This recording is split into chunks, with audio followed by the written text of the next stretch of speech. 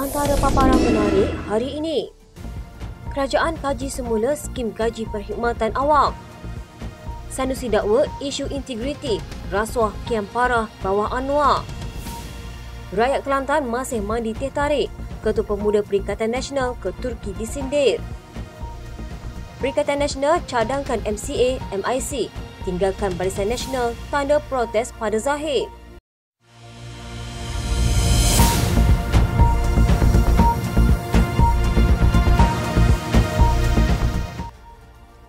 Kerajaan meluluskan peruntukan segara RM200 juta bagi membaik pulih kediaman Angkatan Tentera Malaysia di seluruh negara.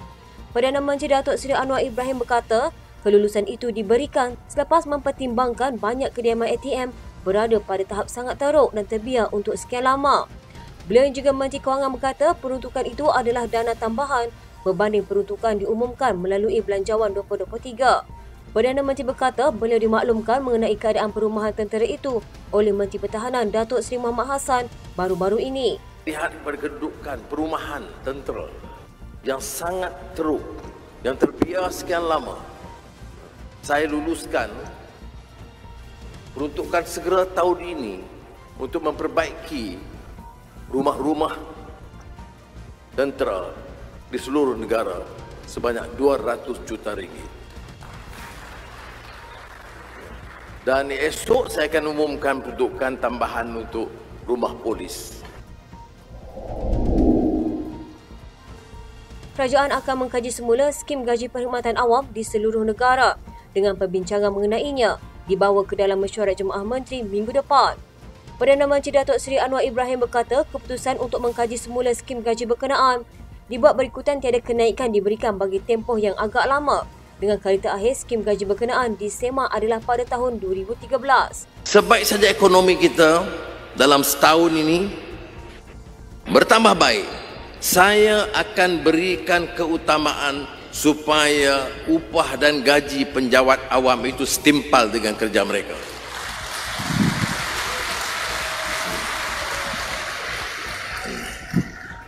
Jadi yang disebut oleh Menteri Besar, yang kali akhir bonus penjawat awam 1 bulan ini masa saya Menteri Kewangan dulu 10 tahun yang lalu. Cita-cita saya sebaik ekonomi kita baik, kerana sebenarnya upah penjawat awam ni rendah. Ya, saya teliti dengan KSN dan KPPA, tengok upah ni tak setimpal, dan kerjanya kadang-kadang dia kerja ada yang overtime, ada tak ada overtime, tapi dia kerja kalau terdesak kerajaannya, keperluannya. Jadi sepatutnya bagi saya sebagai bapa dalam kerajaan ni, ya, akan bagi. Perdana Menteri Datuk Seri Anwar Ibrahim berkata kerajaan sedang memperhalusi langkah terbaik untuk melindungi pesara susulan keputusan Mahkamah Persekutuan baru-baru ini yang membatalkan pindaan kepada Undang-Undang Pencen. Anwar yang juga Menteri Kewangan berkata kerajaan kini memperincikan mekanisme itu dan akan membuat pengumuman tidak lama lagi. We'll deal with it. We mean, we will certainly protect we have to respect the decision of the federal court, but we are having mechanism to protect the pensioners. Will there be any government?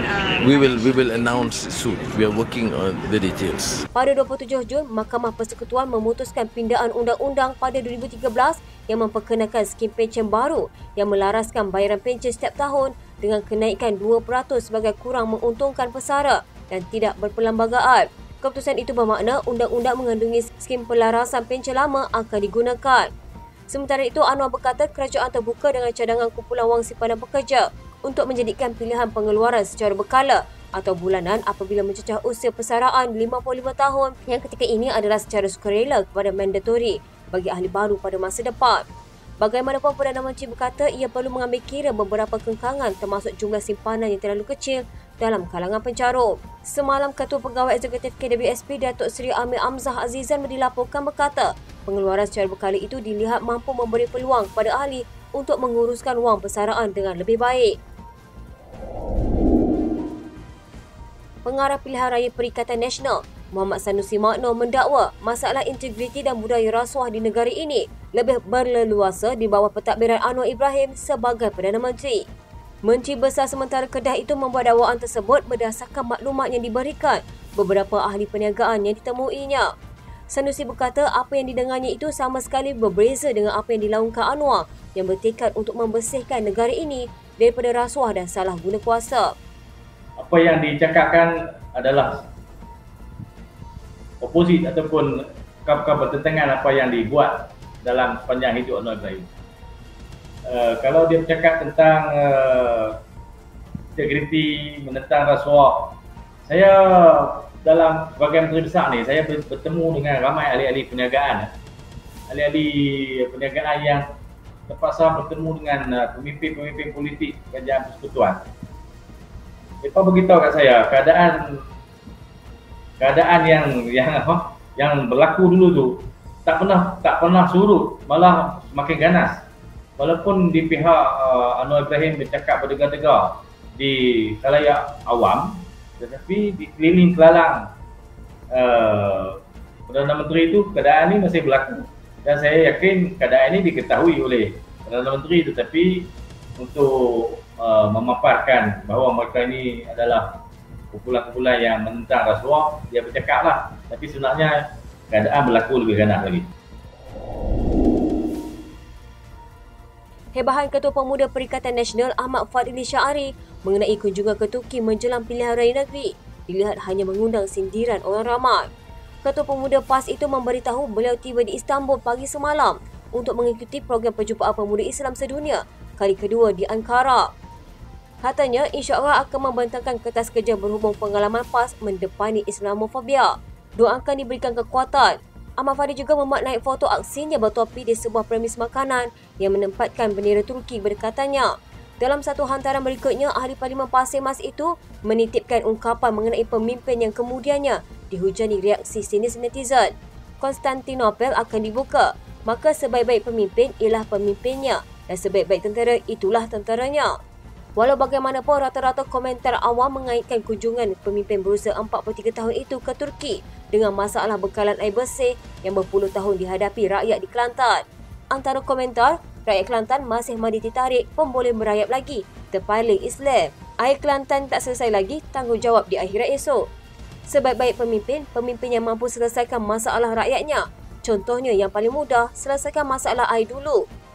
Tidak kurang juga yang memberi termasuk menyentuh keputusan mahkamah baru-baru ini yang membatalkan kemenangan pemimpin PAS Datuk Ahmad Amzad Hashim bagi kerusi Parlimen Kuala Terengganu pada pilihan raya umum ke-15. Antara komentar, YB jangan pula cerita pasal apa kemenangan parti terpaling Islam di Parlimen Kuala Terengganu dibatalkan. Itu rahsia kita ya. Semenjak PMS ke Turki, ramai juga yang pergi ke Turki. MCA dan MIC disarang meninggalkan Barisan Nasional selepas kedua-dua parti itu memutuskan untuk tidak menyertai pilihan raya di 6 negeri yang dijadual berlangsung Ogos depan.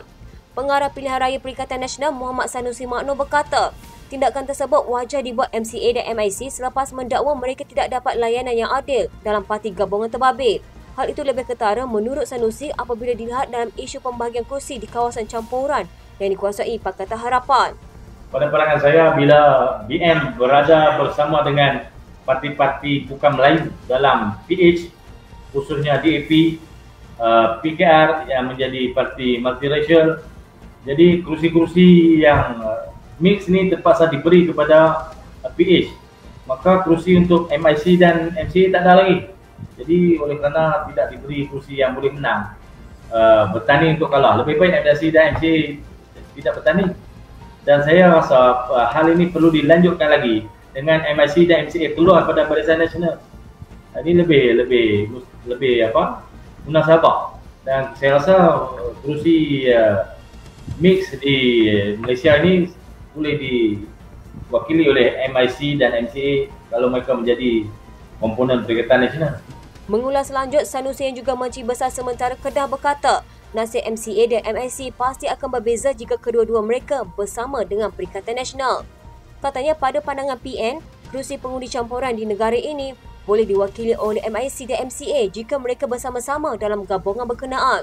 Selain itu, Sanusi juga menganggap tindakan MCA dan MIC berkenaan dibuat sebagai isyarat bantahan kepada Ahmad Zahid Hamidi sebagai pengerusi Barisan Nasional. Kemarin, kedua-dua parti komponen BN itu membuat keputusan untuk tidak menyertai pilihan raya negeri yang bakal berlangsung pada 12 Ogos ini, namun memberi komitmen untuk membantu calon daripada gabungan berkenaan. MCA dalam kenyataan berkata parti itu akan memberi lebih penekanan kepada persiapannya menghadapi PRU ke-16, manakala MIC menyentuh mengenai isu pembahagian kursi dalam Barisan Nasional.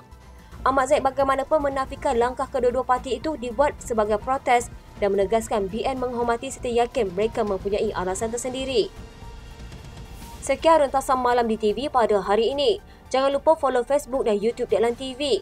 Dapatkan info terkini di Facebook serta YouTube di TV.